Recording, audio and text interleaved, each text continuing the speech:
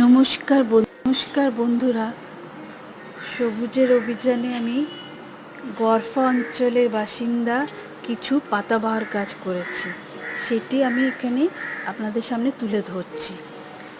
পাতাবাহারের সাথে সাথে আমি কিছু ফুল গাছও করেছি, সেগুলো আপলোড করা আছে। ফুল গাছ তো বেশি খুব করতে পারি না, কারণ একদম আমার এখানে রোদ পড়ে না।